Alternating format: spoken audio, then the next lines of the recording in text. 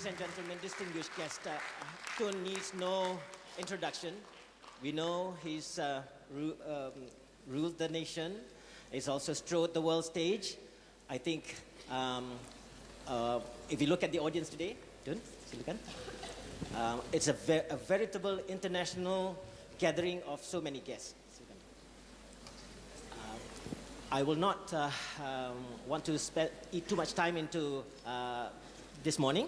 What I'll do is I'll just appeal to everyone to switch off your Tim Cook inspired or some people tainted mobile gadgets and open your minds to what Tun will have to say. He will be speaking on this topic, which is the global outlook, Islam amidst a new world order.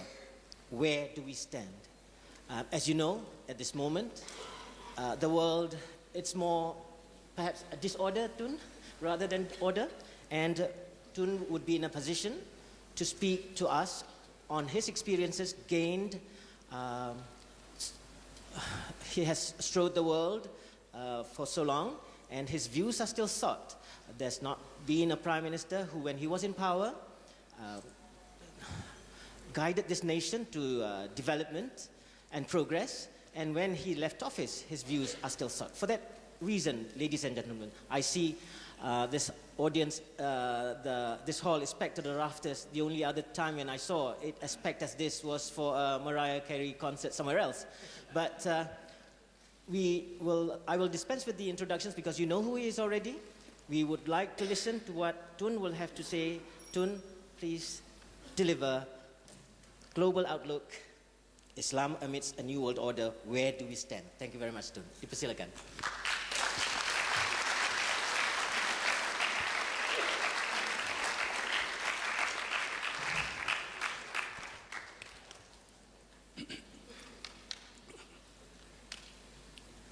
Bismillahirrahmanirrahim.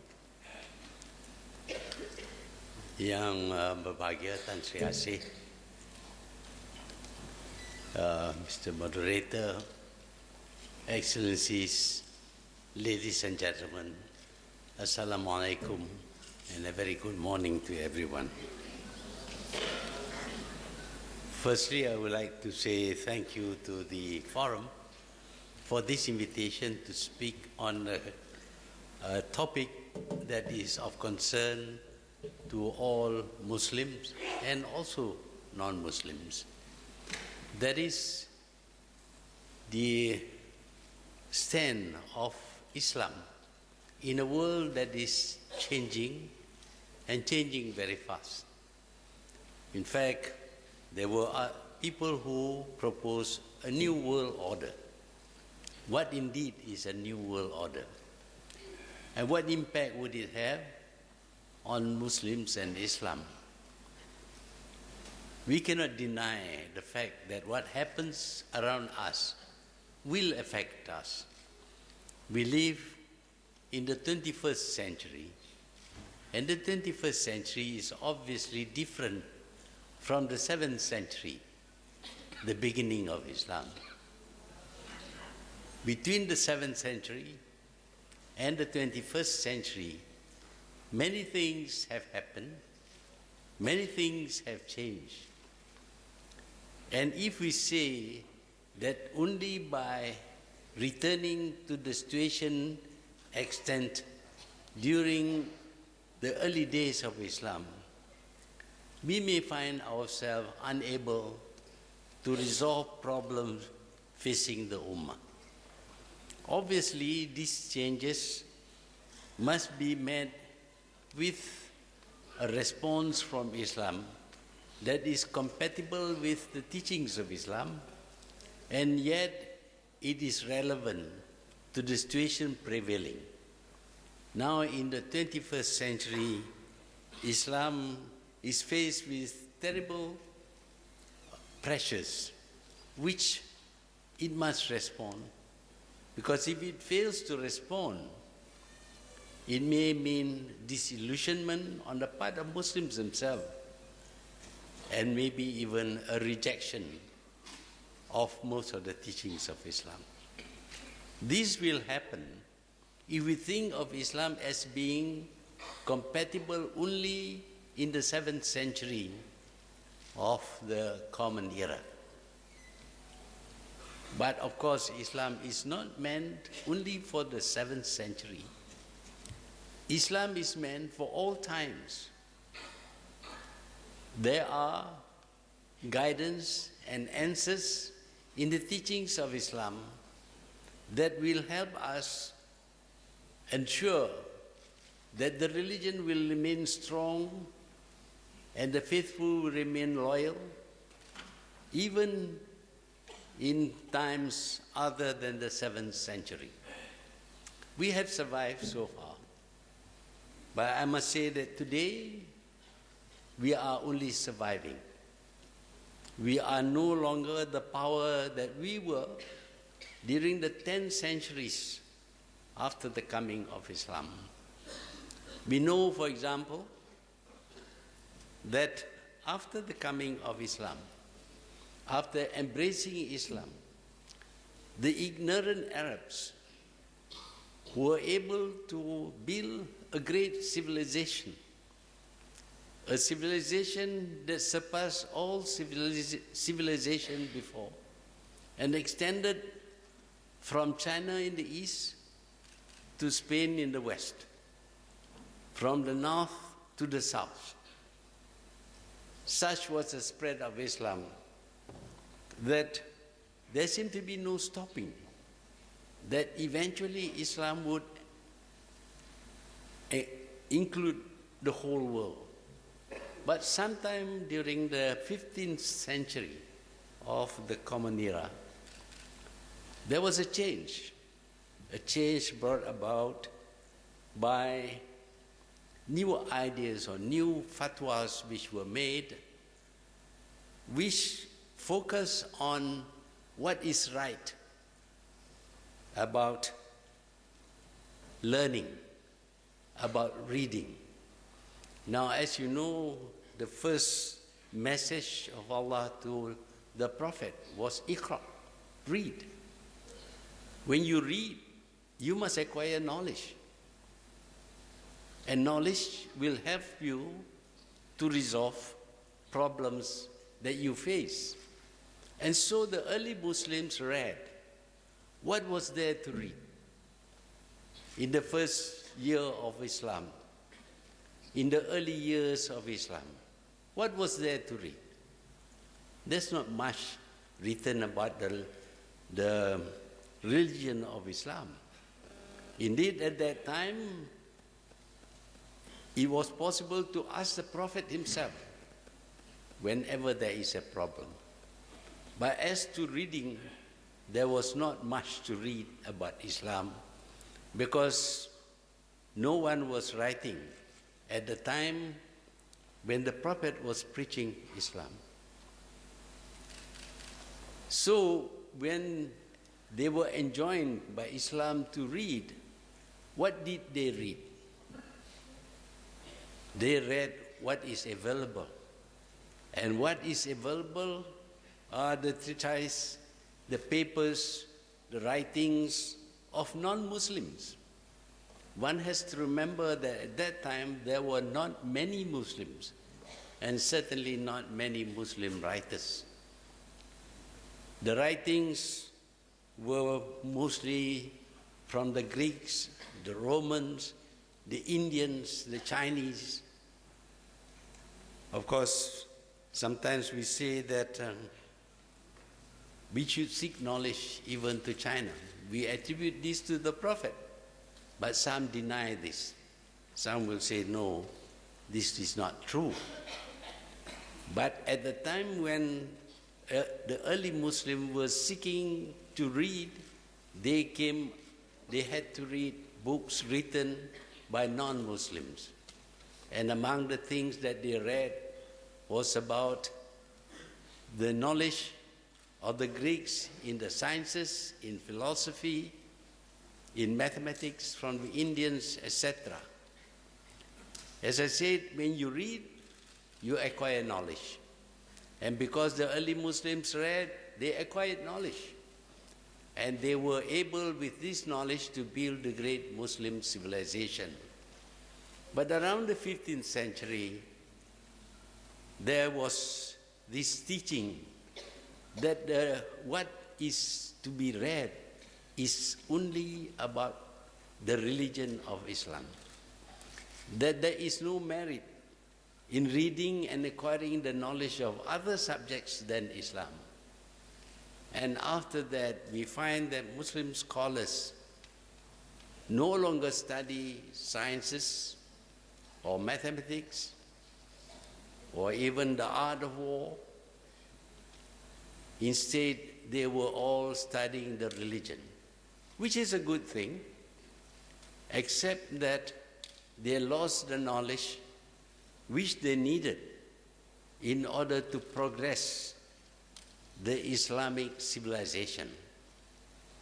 And so from the 15th century onwards, we see a decline of the Islamic civilization and also the rise in divisions among them, because different teachers, different students of Islam teach different things, interpret differently the same Quran and the same Hadith that we are familiar with. And because of the differences in the interpretation and teachings, the Muslims became divided into various sects. Of course, the division between Shia and Sunnis were already there. But in addition to that, there were many teachers who teach their own version of Islam. And sometimes the adherence to these teachings is such that the followers of each teacher regards the followers of other teachers as non-Muslim even, as becoming kafir, as apostates. And so the Muslims became more and more divided. And as they became more and more divided, their ability to respond to the changes around them was diminished. And so the Muslims' civilization regressed.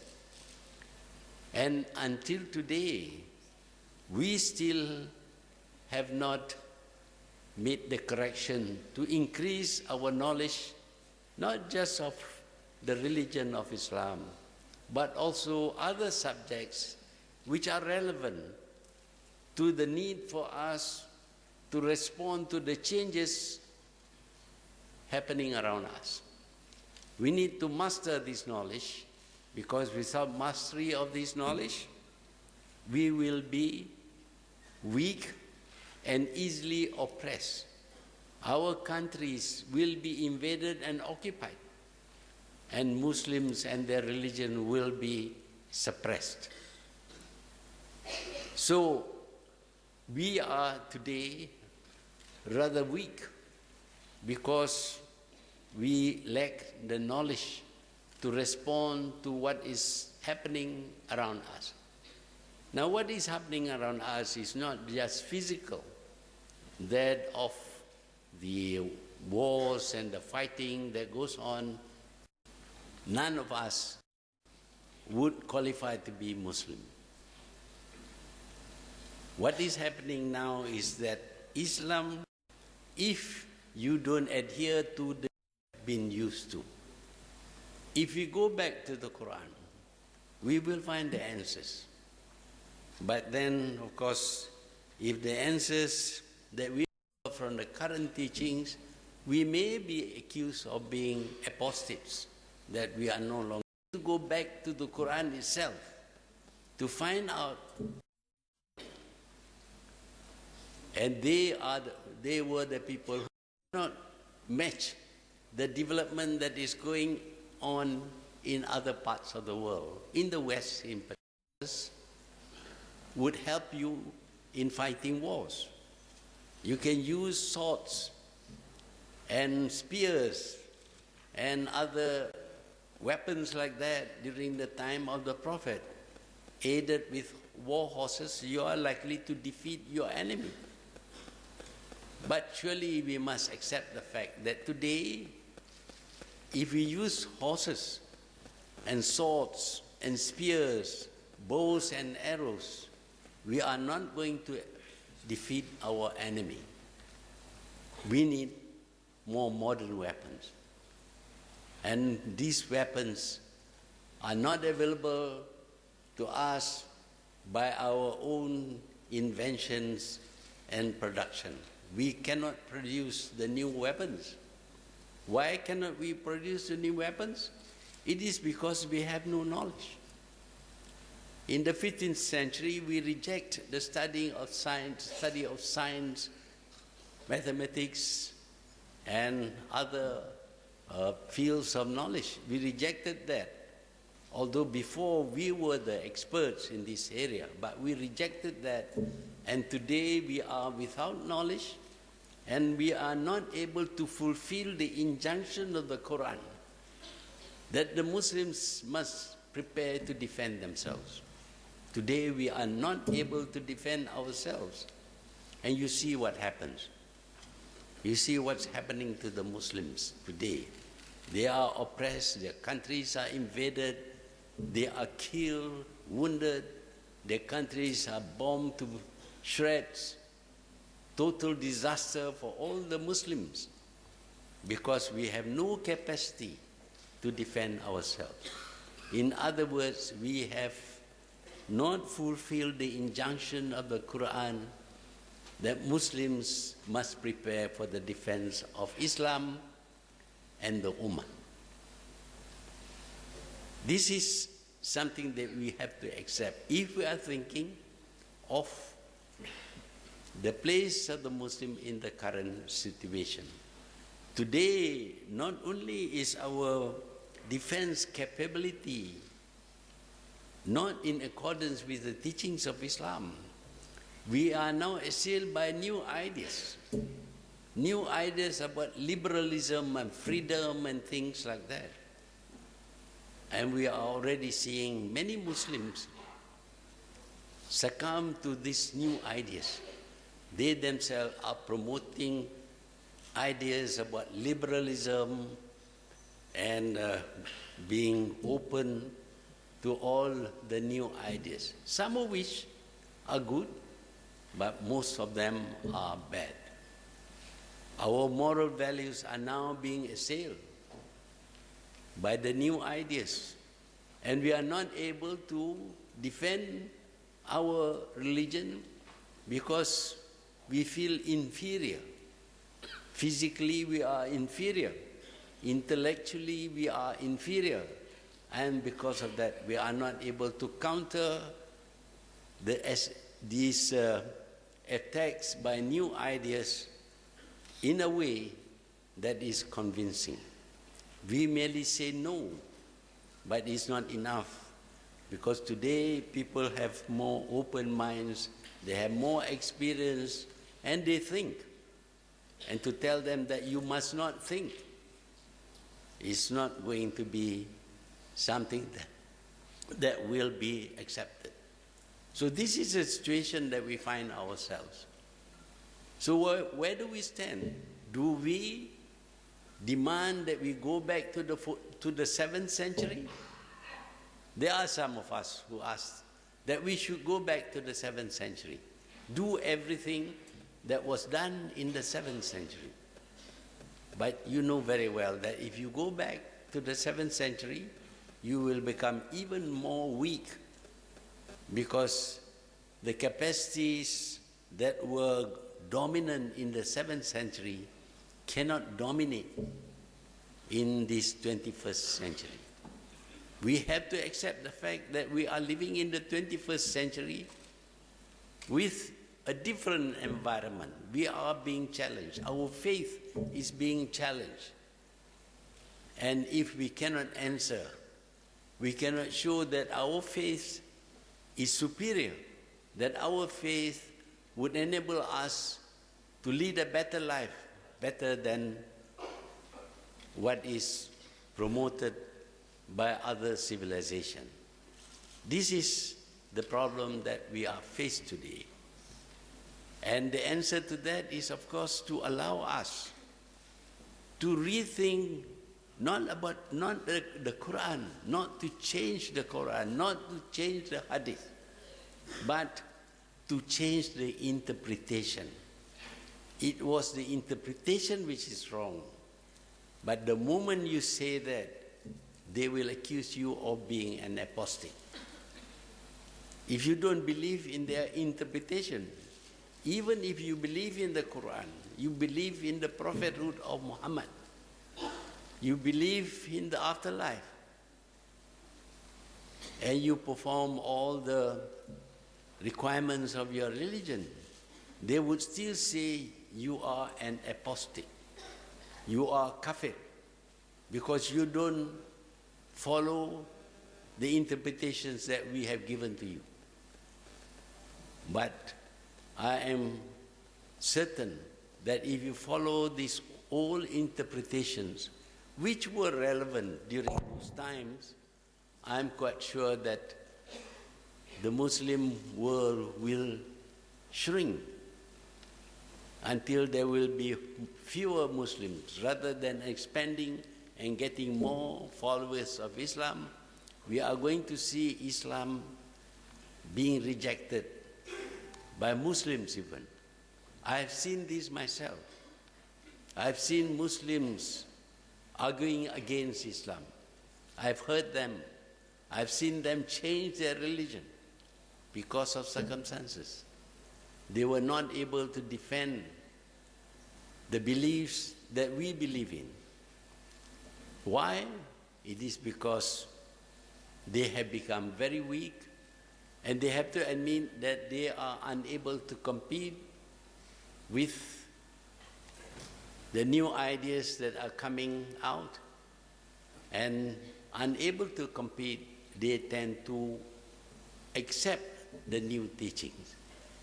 And it would be a disaster for our religion if we accept the new ideas about equality, etc. Yes, we value equality, but there are things that cannot be equal. Between men and women, there are differences, physically, mentally, spiritually. There are differences, and we have to accept them. But the present craze to be equal is such that what men can do, women must also be able to do. Can they? I don't think they can. What women can do, men must also be able to do. That is a stupid idea, because women can do things that men cannot do, physically and in other ways. So we must accept that despite the urge to have equality, absolute equality, Muslims must be prepared to defend their stand that there is no such thing as absolute equality. There can be equality to cast a vote or even to become prime minister. But to be equal in every way is not possible. And we have to defend why we say it is not possible. And there are many other things that we are challenged with, but many of us are unable to answer. And some of us try to give answers that are too old to be accepted today. We have to give answers that will make sense to other people. We can defend our position. We can, for example, acquire the knowledge that we have lost, because with this knowledge we will increase our capacity to challenge, to match what is produced by others. But today Muslims have to use implements and facilities that they can only get from others. They themselves are unable to produce things on their own. Maybe it is not too essential, but in many areas they are essential. certainly in providing for the defense of the Ummah. It is essential. One has to remember that it is not about keeping war horses, it is about defense. The stress there is on defense, and the defense in this age requires modern weapons, modern ways of fighting. What is happening today is a sense of frustration among Muslims. They are unable to match the capacity of their enemies. They are oppressed. They cannot do anything to defend themselves. They find their rulers, their countries, unable to even say no to what the others press on them. And in frustration, they have taken the law into their own hands, and they have tried to fight back in the only way they can. They have now adopted terror tactics in order to seek revenge upon those who oppress them. We understand their feelings, but we cannot approve the way that they have done things. It is not the way to win for the Muslims a place in this world. In fact, it will cause a shrinkage of the numbers of Muslims in this world. But these frustrated people are frustrated because we lack the capacity to defend the Ummah. They have taken this into their own hands, and they have used terror tactics, brutal ways, which give a very bad image of Islam.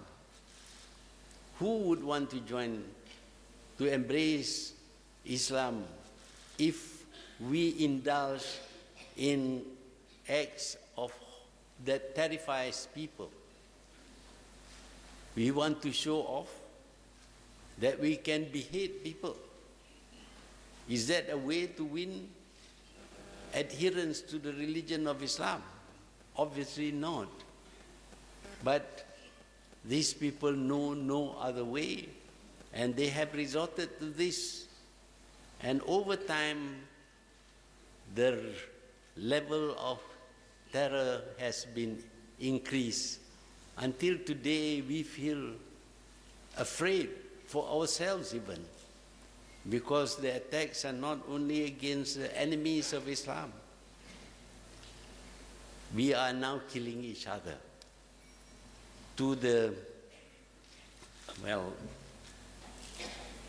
we are making the enemies of Islam very happy because we are doing the killing by ourselves. We kill the Muslims, and the enemies of Islam are clapping their hands. Why is that so? It is because we are weak. We cannot fight with the same weapons that they have, and we resort to terror tactics. That is a failure of Islam, not because Islam has failed, but because the interpreters have failed, because they don't stress the acquisition of knowledge. We are today weak. To do the right thing is simply to reject the interpretation of the past and take into consideration the present situation and apply the remedies that are obvious to us.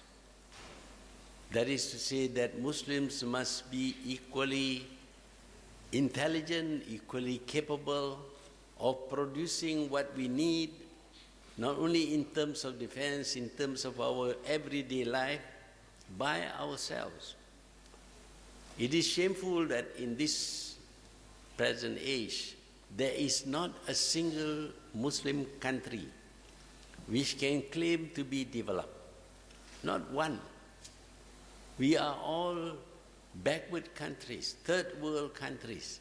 Even though we have the money, it doesn't seem as if we are spending the money correctly.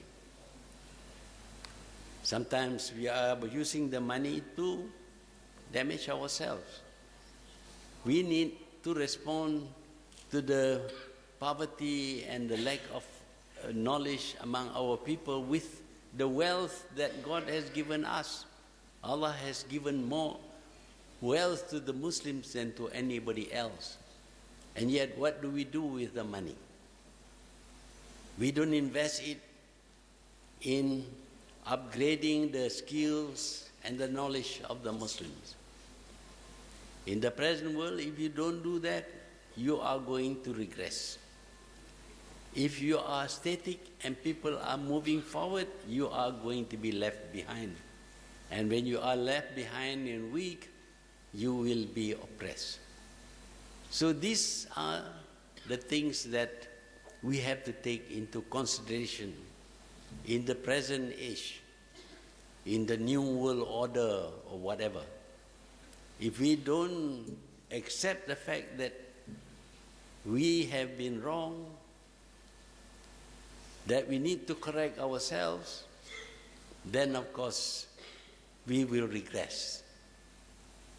We have to remember that all the bad things that happen to us come from us. All the good things comes from Allah subhanahu wa ta'ala. We have to remember that whatever is happening in the Muslim world today, the fighting between Muslims and Muslims, the killing, the terror, acts of terror and regression, the appeal to the enemies to help fight our Muslim opponents, all these things are due to us. It is not because it is ordained, taqdir. We like to say that this is taqdir because it is God's will that all these bad things happen to us.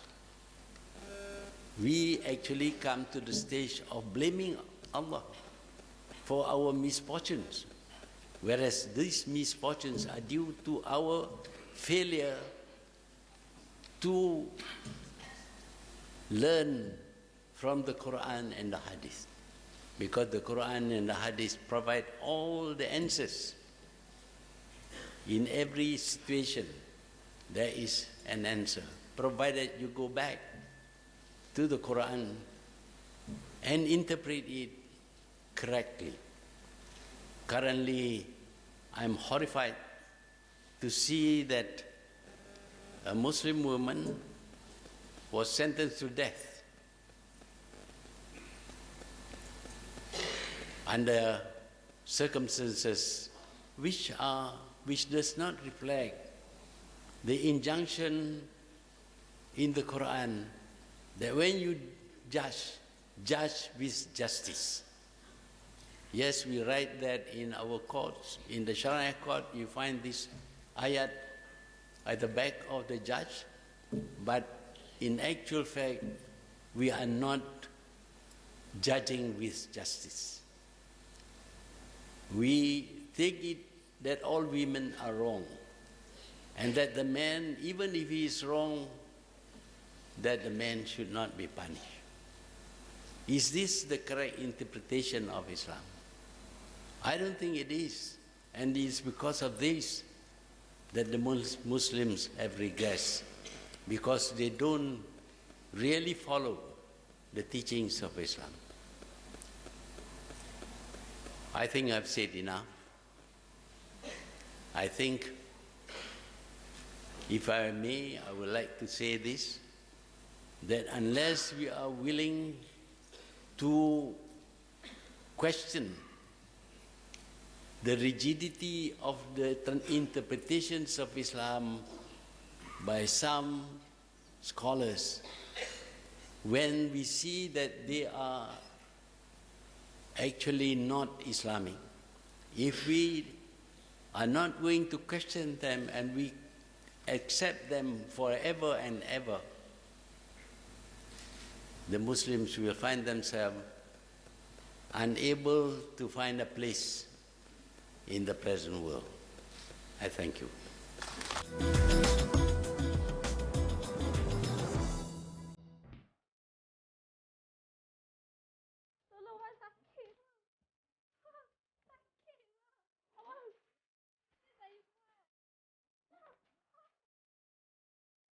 masuk bulan ke-7 perkahwinan, saya dah nampak dah dia punya perubahan sikap dia yang mendadak tu. Saya sering dipukul, ditengking, dimarah-marah. Kadang-kadang perkara yang remeh bila saya tegur dia untuk bangun solat, bila saya suruh dia kerja. Keganasan terhadap wanita. Apa menyudahnya? Rasanya dalam persepsi Isnin 10 malam hanya di TV Al-Hijrah.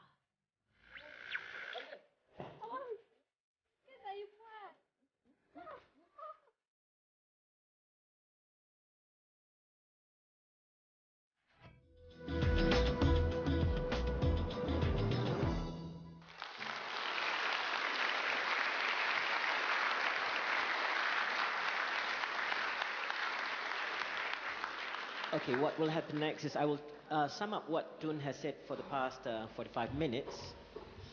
And then, especially those people at the back, I see adik-adik kita, anak-anak kita yang bertudung dan sebagainya.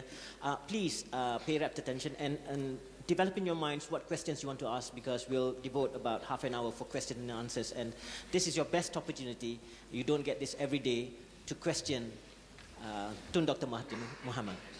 Okay, Tun started this morning by taking us through a journey, a historical journey of where the Muslims started and where we are, what we find and where we find ourselves now, from the 7th century up to the 21st century. How, for a lot of people, Tun, many do not have an idea of history, when Islam started, where we are now, and how during the 15th century you, in your speech, went on to detect the decline of the Muslim Ummah. Tun also went on to the thesis that Islam is for all times. It's not for, we do not have to go back to the 7th century. We look for examples and guidance, but not to go back to the 7th century for the way to go forward. And Tun also remarked about how we, at this present stage, are only surviving. We are not making much progress. We are not making waves in the world in terms of technology, in terms of sciences. And we leave that to others, and we become mere consumers. And also how the answer lies in the first message given to the Prophet Muhammad, which was, Tun said very eloquently, Iqra. Iqra means read. How do we read? Why don't we read? And what do we do to arm ourselves to be able to read and gain mastery of knowledge from other sources other than our own native language? Tun also went on to say how, from the 15th century onwards, the rot started to set in.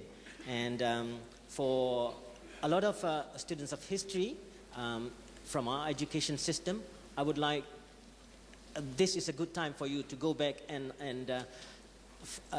make history something relevant by finding out and learning about where we stand in terms of the evolution of the religion.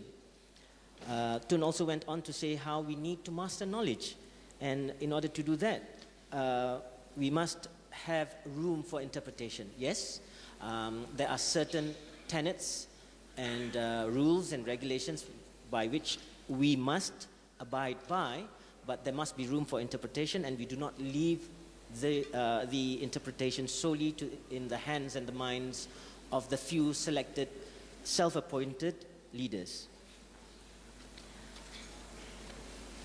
Tun also went on to remark on how Islam is not rigid.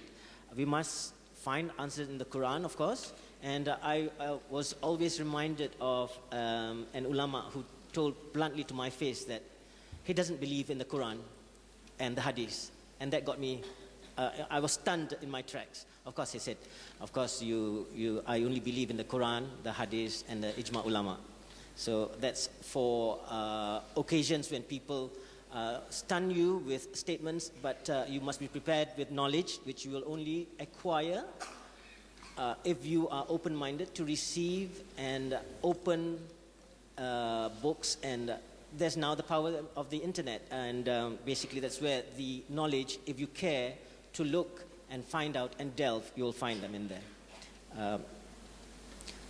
Tun also touch on the ideas, new ideas that now beset us Muslims. We have to face ideas of liberalism and pluralism, and how if we are not prepared, we are not strong, we will succumb to these ideas. And the need for us to build a shield around ourselves. And we'll ask Tun later how this shield in this modern challenging world we will be able, in order to insulate ourselves against such influences.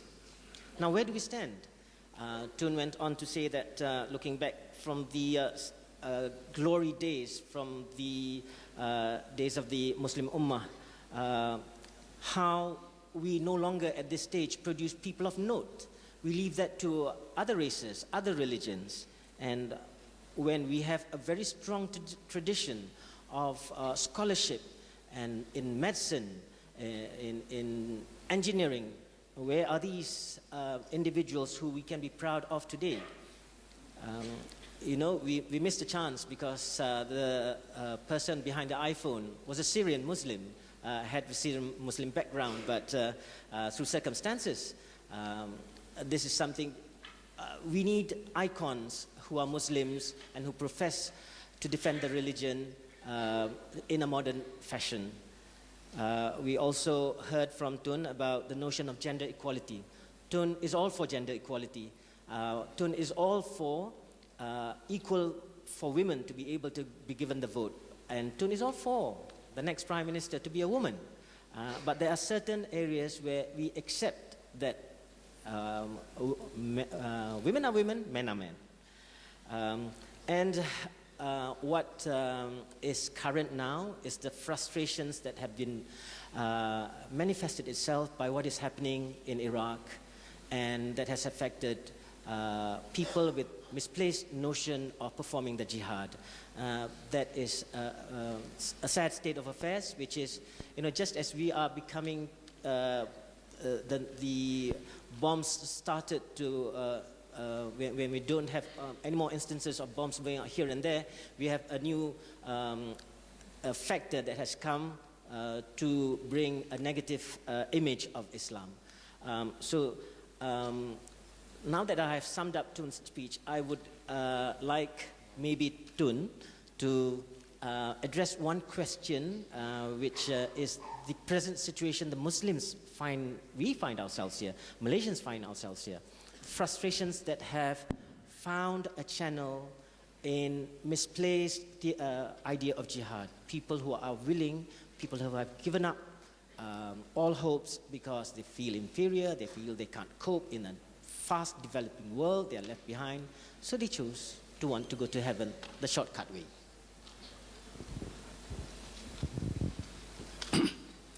I think this is due to frustration. We see Muslim countries, some are very rich, some are poor, but all the Muslim countries are quite unable to defend the Ummah. And because they cannot defend the Ummah, ordinary people who are not in governments, who have no power, have taken this into their hands, and the only way they can do is to fight with primitive weapons, actually, very primitive. No airplanes, no battleships, no tanks or whatever, but they use very primitive weapons. And in order to persuade people to participate in their effort, they say that this is jihad, that you are fighting for Islam. In a way, of course, it is fighting for Islam, but it is not going to produce the results that is desired. And to convince these people, they preach and they make use or they hijack the teachings of the Quran on who is eligible to be a shaheed. We see a lot of Muslims who have been fighting, for example, in Bosnia, where Muslims in Bosnia tried to defend the Muslims. Their soldiers died, many of them died, and they are truly shahid. But they were fighting against the enemies of Islam. But today, they make use of this idea of going to heaven by dying in a fight as qualifying you to be a shahid. But you're killing fellow Muslims. And the Quran says very clearly that all Muslims are brothers, that you are forbidden from killing, whether Muslims or non-Muslim, and certainly you must not kill Muslims. How can it be a jihad if you are killing Muslims? It cannot be. But of course, these people have been able to convince people to join their effort by preaching that if you die in their war of killing fellow Muslim, then you go to heaven. I have my doubts. Of course, I cannot verify this. No one can. But I think they are hijacking the teachings of the Quran. I think it is very wrong. But Tun, martyrdom is such a delicious prospect. Rivers flowing with milk and honey, all the women you could ever want. How, with the spread of such notions using social media, that is the way forward for people to acquire knowledge and information nowadays. It's so delicious prospect. How do you wean the youngsters off this notion, Tun? That is because our knowledge of Islam is very shallow. We only read about that, about going to heaven and all those nice things that you're going to get there. But have you studied what is taught in the Quran, what is taught in the Hadith, the verified Hadith? Surely if you read, you will understand that killing a Muslim will land you in hell, not in heaven, if you read the Quran. But for people who are very, not at all conversant with the teachings of Islam, they think that they can kill Muslim and go to heaven.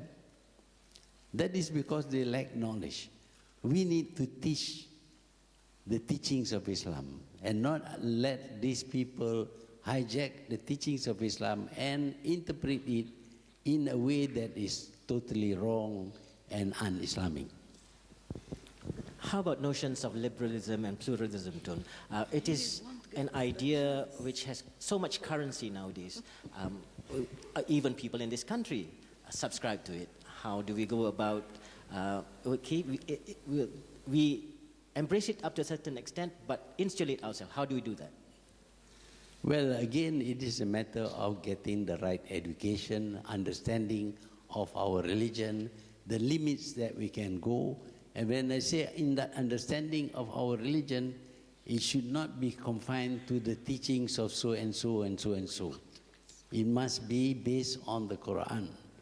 And if it is based on the Quran, then I think we will not be so attracted by ideas of this freedom and liberalism that is coming out of the West, where they have already given up on religion itself, and they are materialistic, and they are concerned only with hedonistic ideas.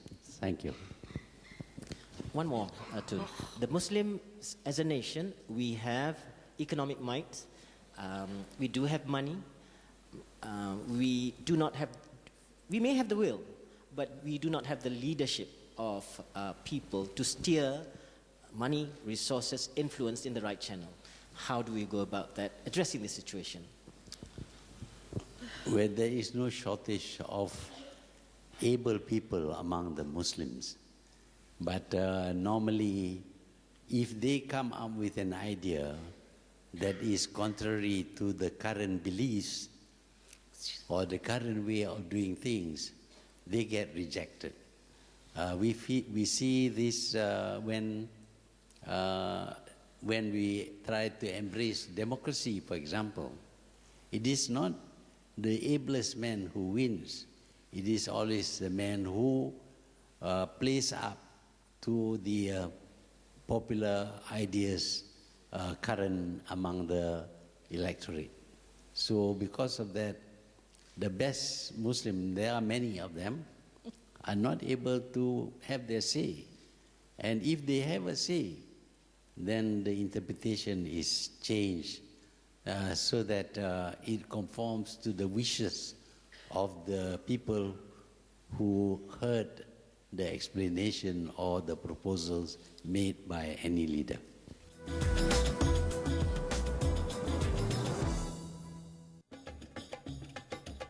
Dia umpama batu permata di kalangan batu-batu yang lain. Nama batu, tapi dia batu permata. Nama manusia, tapi dia manusia mulia. Allah wahyukan kepada dia. Allah kata, wa ma yantiqu 'anil hawa in huwa illa wahyun yuha. Nabi celuk tangan Nabi, Nabi angkat ayak keluar bercerau, berjabu orang kata. Keluar ayak daripada celah jari Nabi. Keluar ayak. Berup. Para sahabat pakat tadah tangan ambil wudu. Ada yang minum, ada yang ambil wudu, ada yang basuh muka daripada ayak yang keluar daripada celah jari Nabi. Zalika wa man yu'azzim sya'airallah fa innaha min taqwal qulub. Good morning, Your Excellency. Good morning to everybody. I think we are all lucky to attend this session and to listen to your enlightening and rich speech. My name is Ghada Hijawi Qadoumi. I come from Kuwait. I am the president of Asia Pacific region in the World Crafts Council. And I'm here invited to give a speech which I have done yesterday. So I was very happy, and I'm sure everybody was happy with the survey you have done from the early Islamic period to our present time, from the waxing period to the waning period, of which I hope we can rise up again. I think the early period of Islam should be an example for us to follow, because, you know, at the beginning, we conquered or made conquests to many civilizations, or many countries. As we have said, Your Excellency said, the Greco-Romans, the Persians, the Byzantines, and all over at the beginning. And then, of course, it extended more and more. At that time, I mean, the Arabs and the Muslims were really very rational. They know that they don't have an administrative system. So they have to begin, you know, to control the countries. So they borrowed from the Persians their administrative system. They also borrowed the economic system. They minted coins, the fils from the Romans, Byzantines, and the dinar, they took it from the Persians. But they did not just adopt it as it is. They adapted it to their religion. They did not put the cross on it. They put La ilaha illallah. They adapted it to our religion. And then, you know, later and later, as Your Excellency have mentioned, we opened our minds we let other people, because Islam, it can absorb anybody. So we had scientists, literary people, etc., coming like Ibn Sina, like Al-Tabari, like Al-Biruni, anybody coming from Afghanistan, from Iran, from Kazakhstan, from wherever. And they embraced Islam, and they become prominent Islamic scholars from whom we learned. They took, and then we had Al-Ma'mun and Bayt al-Hikmah, where we had translations from the Greeks. By the way, the Greeks, they got a lot from the Egyptians and a lot from the Babylonians. All their astrology and so on, astronomy was taken from the Babylonians, which is in Iraq, who were in Mesopotamia. Then, as Your Excellency said, the prime or Renaissance period was the 10th century of the Abbasid period, and then, you know, with the Mughal and so on, we were all fragmented, etc. But I would like to say that we have to open our minds to the West and do as our ancestors did. We have to adopt and adapt. What suits our religion, our culture, not to take it, you know, just blindly, as we are doing now. In this way, we will become strong. For instance, I want to give one example only. You know the vending, just one example. The vending machine, which we are using now for the Coca-Cola and Pepsi, you know, all these machines all over. This was really invented before in the 12th century by Al-Jazri in his mechanical devices, you know, really where they used to press and then get the drink coming down into the glass. So the Europeans or the Americans, I don't know, the Westerners, they have taken it from us, from the 12th century. And thank you very much. Thank you very much, Madam Kadumi. To summarize, basically, what we, Madam Kadumi has been going on at great lengths is the glory years. We want to relive the glory years by opening our minds. So I want to be fair. Let's go on to my left. Assalamualaikum warahmatullahi wabarakatuh. My name is Azdi bin Abbas from Octagon Petroleum Technology. I'm the product of Tone, I think, the DASA. I got scholarship at the age of 13 until I graduated from the best school in the US in petroleum engineering. I'm serving international company for 10 years and become lead engineers expatriates. Ultimately now I'm having my own company, Octagon Petroleum Technology.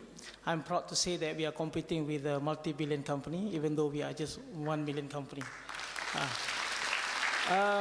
My question, Ton, is that frankly, one of my hobby is to read your speech, just to be frank with you. But today I found out that your tone of your speech slightly different than maybe 10, 15 years ago, especially with respect to the investment on defense. Anyway, I like that because yes, the last 2 years ago, I with my family, we went to visit nuclear submarine in US, Galveston, and also Alabama. I was surprised that it was, they have submarine at 1920s before you were born.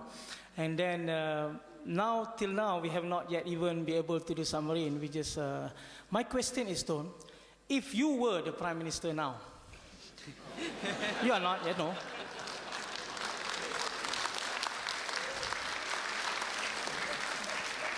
I know the environment at your age during Prime Ministership and this environment is different, but just to extract what you have in mind, if you were the Prime Ministers and Malaysia is considered the leading Islamic nations, I can say that, and then probably we'll become the leaders and we can claim ourselves as the first developed countries.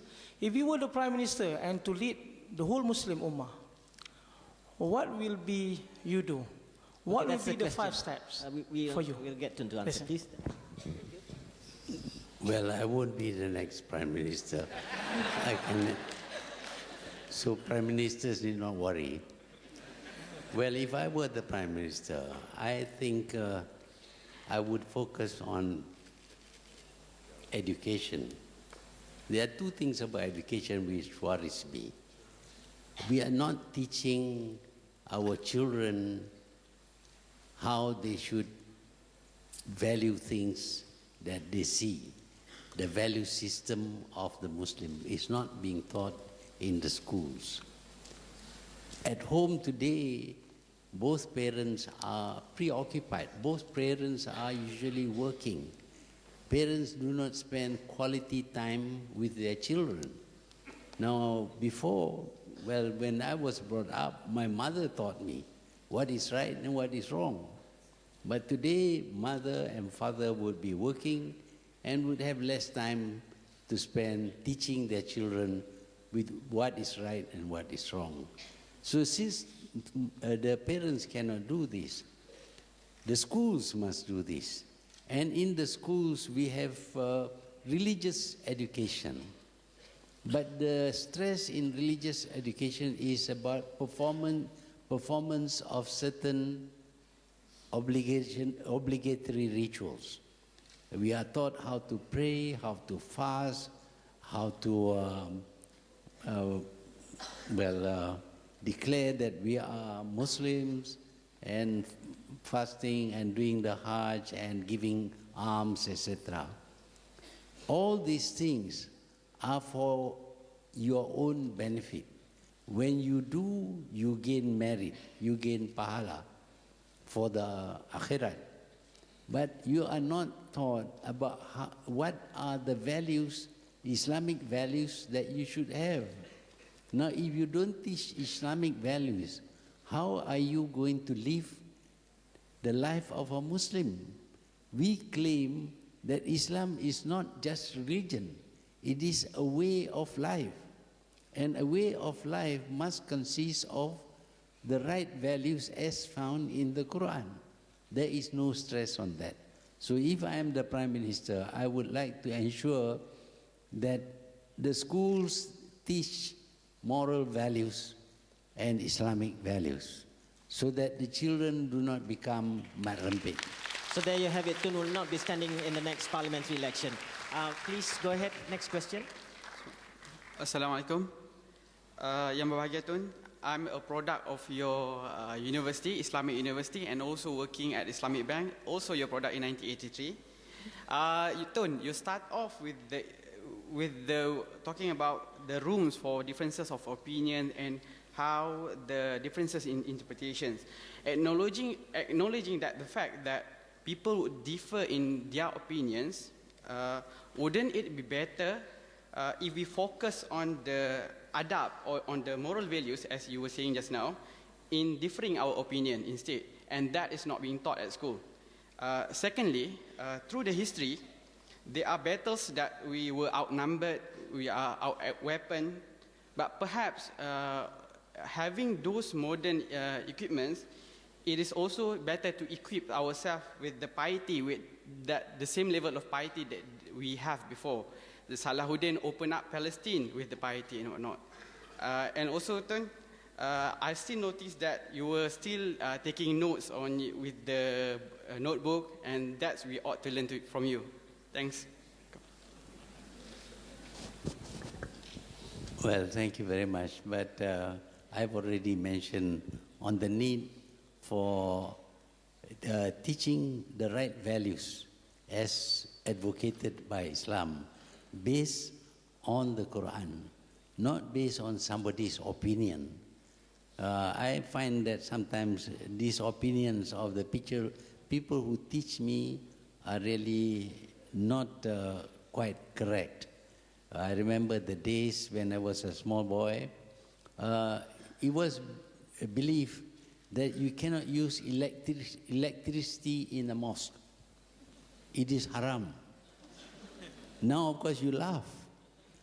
But at that time, people took it seriously. Electricity cannot be put in a mosque. And your janazah cannot be put on a motorized vehicle. If you put on a vehicle, it has to be pulled by ropes. And I saw this with my own eyes. The janazah of one of the Kedah Tunkus being pulled by ropes from the istana to Langa, where the burial place is. So these are things which are wrong. And yet, for a time we believe. But if we don't get rid of these wrong interpretations of Islam, we will not make progress. So if you have an education, it is because at least in this country, we believe that you need this education as a part of your life as a Muslim. You must have the knowledge. You must be able to do what other people can do. And if you go back to the history of Islam, I think it is important for us to know where we come from so that we can know where we are going. If you don't know where you come from, you won't know where you are going. And the Islamic civilization was so great and so far in advance of the European civilization that in everything that was done in those days, those great days, the Europeans had to look to the Muslims. In the 15th century, they actually learned Arabic in order to gain access to the knowledge that is kept in the libraries of Cordoba and Baghdad. And with that knowledge, they rebuilt their nation. It helped with their renaissance. So now we have to do the same thing. We have to admit that they have the knowledge. And in order to have our renaissance, we must acquire those knowledge. I hope I cover part of your question. I must apologize. From now on, we can only allow one more question because Tun has to leave in 6 minutes. If you could shoot your one-line question now, please. Go ahead. Assalamualaikum. My name is Nadura, an independent writer. I would like to ask Tun about one of the hadith that I read about Muslims being divided into 73 sects, just like the Jews and the Christians. So how can we know that we are on the right path when it is already foretold that we are divided into 73 sects? Okay, thank you. Well, the Prophet brought only one Islam. There were no three Islam during the time of the Prophet. The differences came after the death of the Prophet, when different interpretations were made. There were some who felt that it was Ali who should be the successor and all that, and this caused a split. Not a split because of Islam, because of this interpretation of these people. And today we are split between Sunni and Shia. Sunni says that Shia are not Muslim, they are apostates, and the Shia says the same of the Sunnis. And now there are other teachers who are dividing us even further. That is why if we believe that there is only one Islam, and that one Islam is based on the Quran, we need to know the true contents of Islam, as in the Quran and the verified hadith. You know, when Bukhari was studying the hadith, it is said that there were 600,000 hadiths, and he chose only 7,000, which means that a lot of the hadiths are false hadiths. Only 7,000 was chosen by him, but Muslim and Tirmizi and the others choose other hadiths. These are choices made by ordinary human beings. Whether it is Bukhari or Muslim or Tirmizi, they are ordinary human beings. They are not prophets. And because they are not prophets, they may be wrong.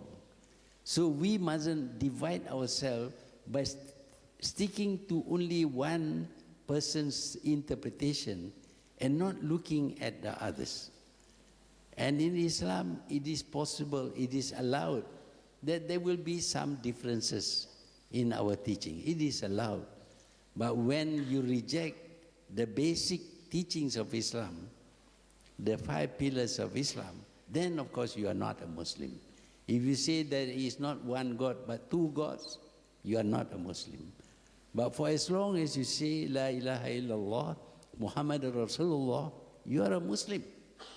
When I converted a non-Muslim to Islam, that is what I asked him to repeat. And because he repeated that, he is a Muslim. But we are very fond of saying that if you don't believe or don't accept my interpretation, then you are an apostate. This is what is happening in Malaysia today. If you don't believe in what they say, this ordinary man, what they say, then you are not a Muslim. I don't care whether they call me a Muslim or not. That is for Allah to decide, not for them. Thank you. 2 minutes each. The gentleman over there and the Muslim over there. Please, go ahead. 2 minutes each. Okay, thank you. Dr. Mahathir, Assalamualaikum warahmatullahi wabarakatuh. Nama saya Said, saya dari Chida. I want to ask you a simple question. I represent the Overseas Chinese Muslim Association, Malaysia. My question is, according to your lecture, the interpretation, how do we interpret the Islam civilization today is very important. But my question is, who can or who will interpret, and what the criteria for a good or a proper interpretation? Thank you. Question of interpretation. Well, today in Malaysia, we want to become a developed country. And we interpret a developed country as having a per capita income which is very high. But per capita income which is high does not make us a developed country. If a per capita income is high, then you are developed.